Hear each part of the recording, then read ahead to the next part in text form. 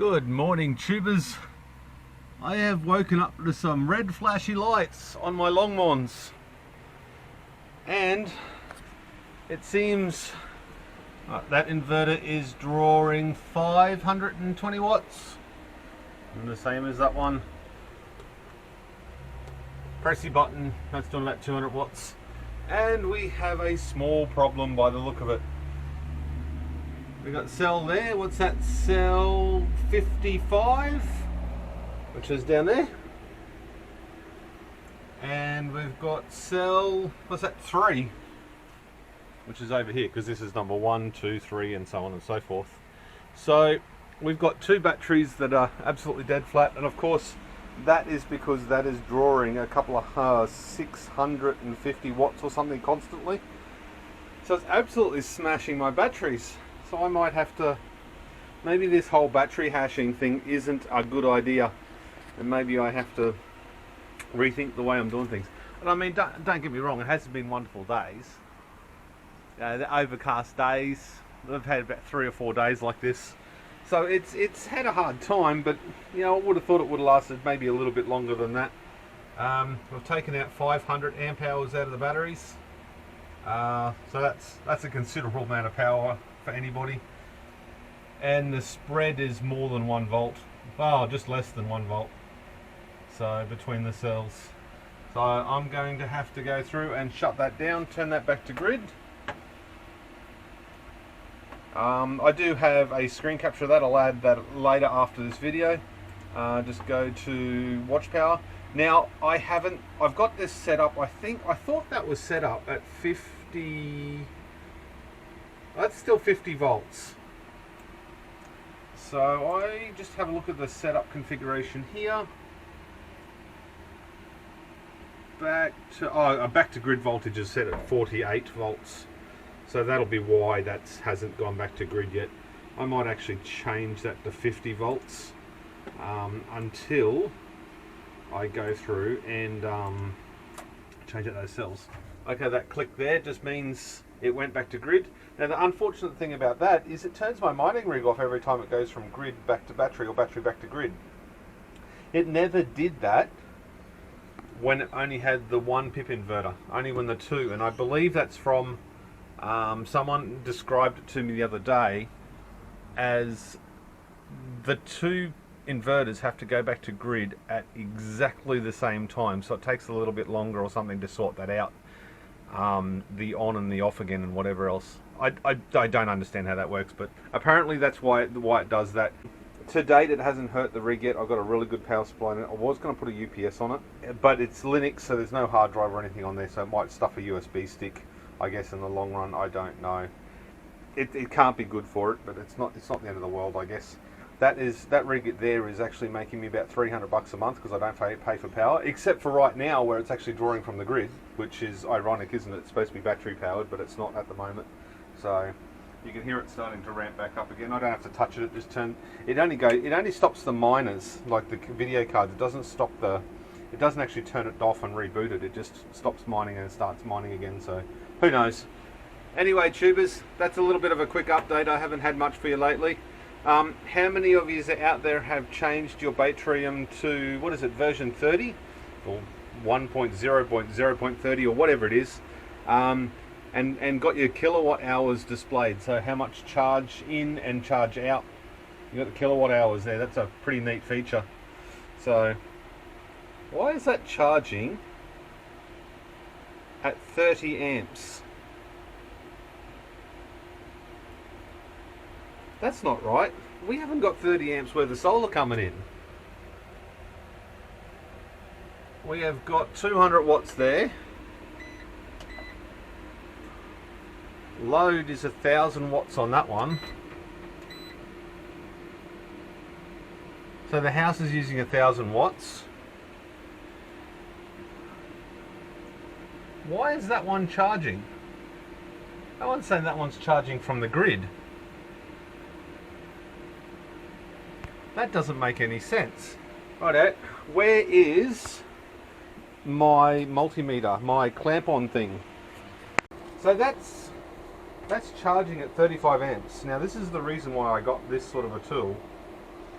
Really need more light. AC, DC. Right.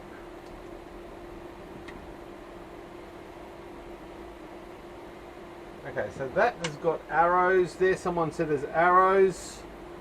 Oh, look at that. There's directional arrows on the side of it. Okay, so that going that way. So that's putting 31 amps into the batteries. Okay, is it one of the inverters that's doing it? Okay, gotta put it on the right way. Okay, so that inverter's doing 31 amps. That inverter is doing nothing. So why is that inverter charging the batteries when that one is not? Maybe I need solar hooked up to this one as well, because I've only got solar hooked up to this one. Yeah, so if you go back to parallel, I'm pretty sure you can't configure them separately. Max charging current, 30 amps. Charge source priority, utility and solar. Solar only. Apply. Okay, close. Minimize that down, and now we're back to 2 amps. So that was a configuration issue on my behalf. I really don't want to be charging the batteries from the grid. So that was sorted easily. Let that charge back up again. I'll change these 2 cells out today or tomorrow, upgrade them, and that's what I've been doing because I don't really have the space in here. I've just been upgrading the lower cells, as you've seen it several times before. So you just keep upgrading the lower ones until you bring the whole pack quality up. I also had to take the bit of wood off of this wall here, unfortunately, because with the inverter there's not enough room to put the batteries there, which I really wanted to do. And I've also added a little fan up the top there, so it just pumps some of the hot air out, and it does a fantastic job. I mean, even though I've got the 4 fans down the bottom, I've got 2 there and 2 down there. Just that one fan alone up the top, geez, it rips some air out. And you've still got all these holes here as well, so the shed is cooling a lot better, even with that pumping out some heat.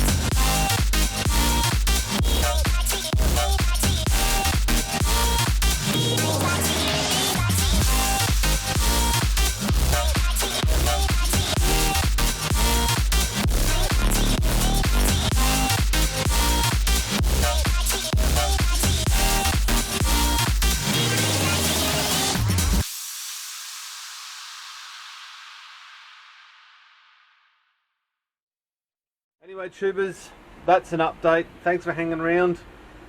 I'll see you on the next one. Cheers.